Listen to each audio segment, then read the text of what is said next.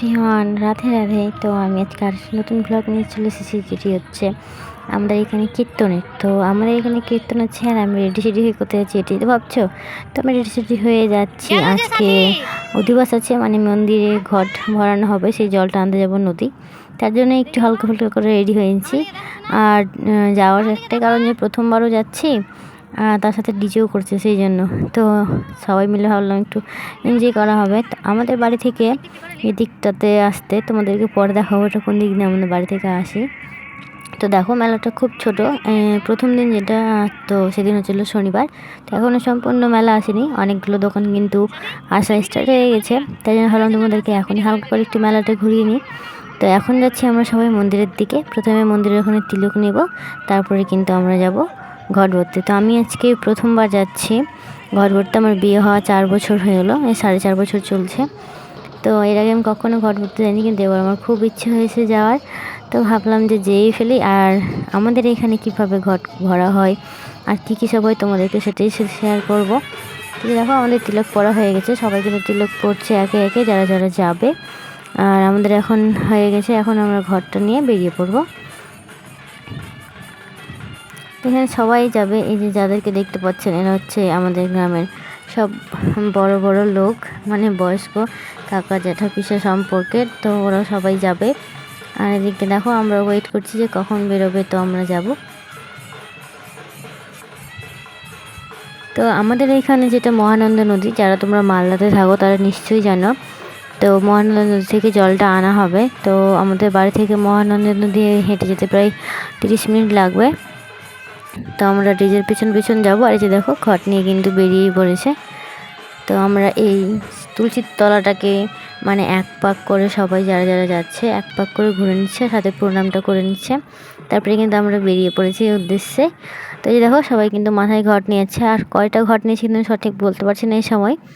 তো ওরা কিন্তু আগে আগে চলে গেছে, আর আমরা কিন্তু ডিজের পেছন পেছন যাব। আর আমাদের আজকে এখানে ডিজেও করেছে, তাহলে দেখতেই পাচ্ছ কত মজা হবে। সবাই মিলে কিন্তু নাচতে নাচতে গেছি। এটা হচ্ছে আমরা এখন বাইপাসে উঠবো। তো অনেকজন ছিলাম, এই যে প্রচুর ডান্স করছিলাম, কিন্তু কোনো গানই দেওয়া যাবে না, কপিরাইট চলে আসবে, তাই অনেকজন মিলে যাচ্ছিলাম, খুব আনন্দ হয়েছিল। আর প্রথমবার আমি এইভাবে ডিজের পেছন পেছন নাচতে নাচতে গেছিলাম অধিবাসের জলটা আনতে। আমি কিন্তু এর আগে কখনো যাইনি, কারণ বিয়ের আগে দাদা পারমিশন দিত না যে এইভাবে ডান্স করবি, ভালো লাগে না। আর বিয়ের পরও স্বামীও দেয় না, কিন্তু আমার শাশুড়ি মা বললো যে না যাক, তাই জন্যই আজকে যেতে পেরেছি, নাহলে হয়তো যাওয়া হতো না। আর সবথেকে বড় সমস্যা হচ্ছে আমার পাখি, কেননা ও কিন্তু বারবার কোলে চলে আসছিলো, ওকে নিয়ে কিন্তু আমি ডান্স করতে পারছিলাম না। ও ঠাম্মার কাছেও থাকছিল না, ওর বাবার কাছেও থাকছিল না, কাঁদছিল মা যাবো মা যাবো। তো এই যে দেখো আমার পাখি কি খুশি। আর ডান্স করতে না আমার এমন অবস্থায় ছিল যে আমার মেয়েটাকে নিয়ে আমি হাঁটতে পারছিলাম না, আর আমরা সম্পূর্ণ ছিলাম খালি পায়ে। তো এই যে দেখো এখন কিন্তু সব নদীর ধার থেকে বাড়ি যাচ্ছে। ঘুরেও গেছিলাম, দেখো জল ভরা হয়ে গেছে যাচ্ছে। আমি কিন্তু ভিডিও করতে পারিনি, কারণ এক ডান্স করছিলাম, তারপর পাখি আমাকে দেখতে আসলে ফোনটা হয়তো হারিয়ে যেতেও পড়ে যেত, তাই জন্য। তো এই যে দেখো ওই দিকটাতে হচ্ছে ব্রিজ, আর এই দিক থেকে কিন্তু আমরা জলটা নিয়ে নিলাম। এখন কিন্তু আবার আমরা যাচ্ছি বাড়ি। তো এবার যাচ্ছি আমাদের ডিজে পার্টি, ওখানে কিন্তু জল নিয়ে চলে গেল ওনারা। আর আমি দাদা যাচ্ছি, আর তুমি আমাদেরকে চিনতে পারলে, এই যে দেখো আমি এই যে হাই করলাম। তো এখন আমরা পুরো বাড়ির উদ্দেশ্যে। আর আমি এত মানে খাসতে গেছিলাম যে কী বলবো, পুরো রাত হয়ে গেছিলো। আর আমি মানে বাবুকে সেভাবে করে মেনটেন করতে পারছিলাম না, তবু বাবুর বাবা নিয়ে নিয়েছিল। তো এখন আমরা যাচ্ছিলাম বাড়ি। তো সেই দিন আমি আর কোনো ব্লগ করতে পারিনি, এমন অসুবিধায় পড়েছিলাম, ডান্স করতে করতে পুরো খাসতেছিলাম। এটা হচ্ছে তার পরের দিন। তো যে দেখো আমার মা আর আমার দিদাও এসেছিলো, দিদাকে আর ভিডিও করা হয়নি। মেলা যেতে চাইলাম তো যেতে চাইলো না। এটা শনিবারের পরের দিন রবিবার, সেদিন কিন্তু আমি আর কোনো ভ্লগই করতে পারিনি। তো এখন আমরা বেরিয়ে পড়েছি মেলাতে, কিন্তু এই বাবুটাও, এটা আমার হচ্ছে ছোটো বছরের ছেলে, ও যাবে মানে দেখে কেমন কাকা কাকা করছিল, থালাম তাহলে ওকেও নিয়ে নিই। এই যে আমার বর, মেয়ে, এটা আমার ভাতিজা, আর এই যে আমি, আর এই যে আমার মা। তো দিদা কিন্তু আসলে দিদার খুব শরীর খারাপ, তো আমরা চলে এসেছি মেলায় যে কিছু হালকা ফুলকা করে খাবো, আর মাকে একটু নিয়ে ঘুরবো, দিয়ে মা বাড়ি চলে যাবে। আর সত্যি কথা বলতে মাকে আমি সেরকম টাইম দিতেও পারিনি, সরি মা তার জন্য।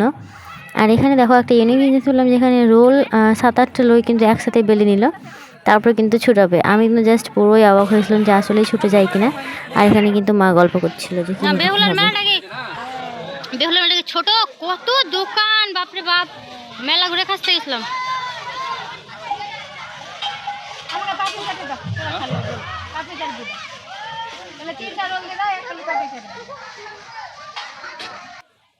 আর এই যে দেখো একে একে কিন্তু এখানে ছুটাচ্ছে, মানে দুই দিক হালকা হালকা করে শেখছে আর একটা একটা করে রোল উঠে নিচ্ছে। কিন্তু আমরা রোল খেয়েছিলাম, পাপড়ি চাট খেয়েছিলাম, আরও অনেক কিছু খেয়েছিলাম যেগুলো আর কিছু ভিডিও করা হয়নি। আর মা কিন্তু সেদিন রাতে বাড়ি চলে এসেছিলো 8টা-9টায়। মাকে থাকতে বললাম, মা কিন্তু থাকলো না, দাদা বৌদির জন্য বাড়ি চলে গেলো। আর আমি কিন্তু ভ্লগ করলাম না, এখানে আমার ভ্লগটাকে এন্ড করলাম। ভ্লগটা তোমাদের কেমন লাগলো তোমরা অবশ্যই কমেন্ট করে জানিও। আর ভালো লাগলে চ্যানেলটাকে সাবস্ক্রাইব আমার পাশে থেকো। ও আর এর পরের ভ্লগগুলো কিন্তু পরের পার্টে আসছে, তোমরা প্লিজ আমার সব ভ্লগগুলো দেখিও।